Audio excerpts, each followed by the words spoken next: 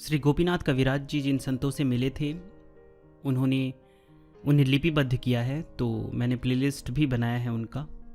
इससे पहले भी मैंने बहुत सारे संतों के बारे में बताया है। श्री गोपीनाथ कविराज जी जिनसे मिले थे उन्होंने उनके बारे में क्या लिखा है, तो अगर आप चाहें तो प्लेलिस्ट भी चेक कर सकते हैं। आज हम सुनेंगे पालथी महाशय के बारे में। तो आइए हम सुनते हैं कि श्री गोपीनाथ कविराज जी का अनुभव क्या रहा है। इनका गृहस्थाश्रम का नाम हरि नारायण था। पालधी इनकी कौलिक उपाधि थी। क्षमा चाहता हूं, पालधी महाशय, ये पालथी महाशय नहीं, ये पालधी महाशय है। पालधी इनकी कौलिक उपाधि थी, किंतु इनकी प्रसिद्धि इसी नाम से थी। ये बाल ब्रह्मचारी और एक विशिष्ट कोटि के सिद्ध महात्मा थे। इनसे मेरा साक्षात परिचय 1933-34 ईस्वी के लगभग हुआ था। ये काशिस्थ महायोगी श्री श्यामाचरण लाहिड़ी महाशय के दीक्षित शिष्य थे। इनकी दौहित्री वीणापाणी देवी मेरी गुरु भगिनी थी। उन्होंने बंगाली टोला में गुरुधाम नामक आश्रम की स्थापना की थी, किंतु मेरा उनसे कोई साक्षात संबंध नहीं था, इसलिए पालधी महाशय का संपर्क उस माध्यम से नहीं हो सका। मेरे कई मित्र पालधी महाशय के शिष्य थे। इन्हीं लोगों के साथ मैं एक दिन उनसे जाकर मिला। तब से इनके साथ मेरी घनिष्ठता बढ़ती गई। फिर तो मैं इनके पास प्रायः जाता और सत्संग का आनंद लेता था। ये अपने पातालीश्वर स्थित मकान में रहते थे। इनके द्वारा ही मुझे ज्ञात हुआ था कि लाहिड़ी महाशय से इन्होंने 1884 ईस्वी में दीक्षा ली थी और उनके द्वारा निर्दिष्ट पथ से साधन करके 24 वर्ष के अनंतर सिद्धि लाभ किया था। एक दिन जब मैं इनके पास बैठा हुआ था, एक व्यक्ति आए।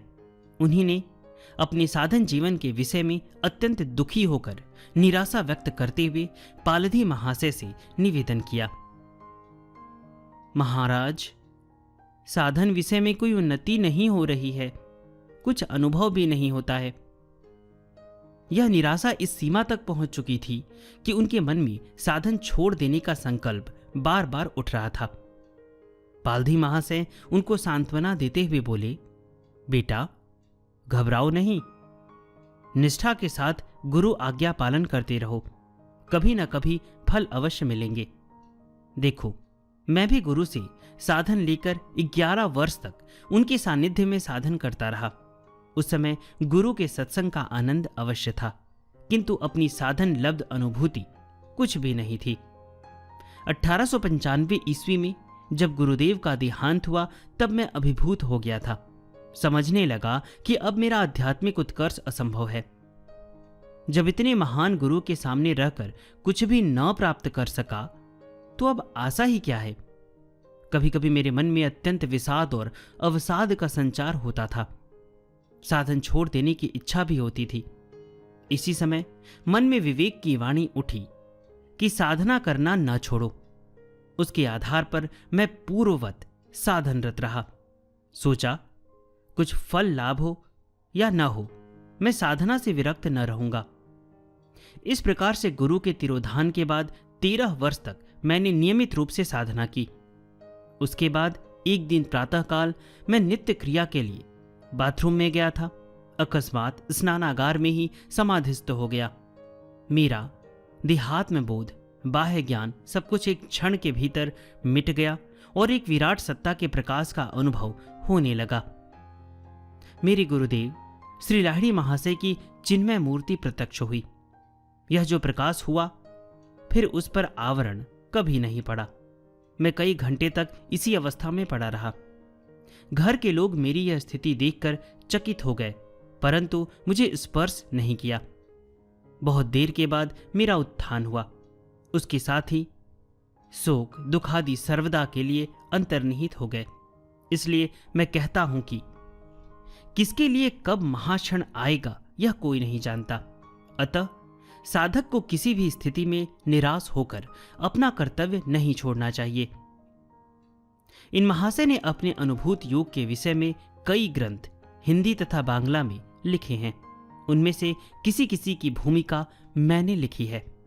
इनके उपदेश का सारांश इस प्रकार है। ये कहते थे कि चित्त रूपी ब्रह्म आभास चैतन्य है। त्रिगुणात्मिका माया के संबंध से विपरीत ज्ञान होता है, तब उसका नाम है जीव। इसके बाद देहात्म बोध होता है। यही अभ्यास है। उस समय जीव अपने को किसी न किसी मनुष्य के रूप में जानता है। गर्भावस्था और प्रसवावस्था में भेद है। गर्भावस्था में मन माया के साथ एकात्म होकर निर्गुण प्राण व रूपा चित्त शक्ति के पद में सुषुम्ना के भीतर खेलने लगता है। प्रणवात्मिका चित्त शक्ति का पद है। ध्वन्यात्मक सोहम शब्द, यही ब्रह्मसूत्र तथा आज्ञा चक्रस्थ चिताकाश है। यह ध्वन्यात्मक शब्द भूतात्मक माया चक्र तक चलने लगता है, अर्थात उठता है, गिरता है, उत्थान पतन होता है। माया चक्र अर्थात चंद्र मंडल से मणिपूरक चक्र अर्थात पूर्ण मंडल तक हम शब्द से उतरता है और मणिपुर चक्र अर्थात सूर्य मंडल से माया चक्र या चंद्र मंडल तक, जिसका नाम भूत क्रिया है, सह शब्द से उठता है। इस उतरने का नाम है संचार और उठने का नाम है प्रत्याहार। यह क्या है? यह ओमकार अ उ म अर्थात चित्त शक्ति के अधः ऊर्ध्व की भांति है। जीव भी उसी के साथ आकाश में विचरण करता है। यह हुआ गर्भावस्था का वृतांत। परंतु भूमिष्ठ होने के बाद जीव का मल के साथ संबंध होता है। भूमिष्ठ कहने का अर्थ हुआ जब हमारा जन्म हो जाता है, हम भूमि पे आ जाते हैं। अनित्य विषयों में उसकी आसक्ति होती है। इसके प्रभाव से उसकी सुषुम्ना गति बंद हो जाती है। ईड़ा पिंगला मार्ग में गति होती है। यह गति दक्षिणावर्त तथा वामावर्त में है। इसमें अविद्या माया का प्रभाव चलता है। इसका स्वरूप है रज और तम रूप, विक्षेप और आवरण शक्ति। हंस और सोहम शब्द के साथ मूलाधार से माया तक संचार और प्रत्याहार होता है। यह जो शून्य से बना हुआ हंस शब्दात्मक सर्पाकार कुंडलिनी शक्ति है, यही हंस अर्थात प्राणवायु है। इसकी गति जैसा पहले कहा गया है माया चक्र से मणिपुर चक्र तक व्याप्त है और भूमिष्ठ होने के बाद मणिपुर चक्र से मूलाधार चक्र तक विस्तृत रहती है। माया चक्र से मणिपुर चक्र तक हंस शब्द के साथ प्राणवायु का संचार तथा प्रत्याहार होता है और मूलाधार से मणिपुर तक अपान वायु सोहम शब्द के साथ स्पंदित और निस्पंदित होता है, अर्थात परस्पर विपरीत शब्दों के साथ विपरीत गति होती है। यही विरुद्धाभाव से ऊर्ध्वार्ध तथा अध ऊर्ध्व गति का स्वरूप है। इसी के प्रभाव से मन का प्रभाव उल्टा हो जाता है। गर्भावस्था में मन का मुख ऊर्ध्व अर्थात माया चक्र में और पुंछ निम्न दिशा अर्थात मणिपुर चक्र में रहता है, किंतु भूमिष्ठ होने के बाद द्विधा विभाग अर्थात हंस और सोहम हो जाने के कारण मन का मुख होता है मूलाधार में और पूंछ होता है माया चक्र में। गर्भ में मन माया चक्र से मणिपुर चक्र पर्यंत फैला हुआ था, परंतु भूमिष्ठ होने के साथ साथ दो अंशों में विभक्त होने के कारण उसका पतन या निम्न गति होती है। इसी के साथ जीव का भी पतन हो जाता है। ब्रह्मचारी जी कहते थे कि विद्या माया जो सुषुम्ना में बहती है तत्व गुण है और हंसात्मक शब्द संसार है। यही है त्रिसंसार, स्वर्ग, मृत्यु और पाताल। संकलन रूपेण ध्वन्यात्मक सोहम शब्द के साथ गति होने पर जड़ पांच भौतिक देह में आत्मबोध नहीं रहता। उस समय चित्त रूपी ब्रह्म अर्थात आभास चैतन्य अपनी को जीव या चेतन शक्ति समझता है। उस समय ईश्वर अर्थात सत्व गुणात्मक चैतन्य को बोध में पाता है और उससे प्रेम करने लगता है। इस आनंदात्मक अनुभव की स्थिति में उसका जड़ शब्द स्पर्श आदि के साथ संबंध छूट जाता है।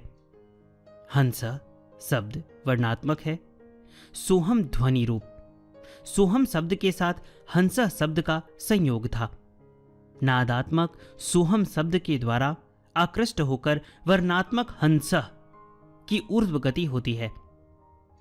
आभास चैतन्य या ब्रह्म माया के संबंध से नाम रूप से युक्त होता है। आत्मस्वरूप भूलकर वह अपने को जीव स्वरूप समझने लगता है।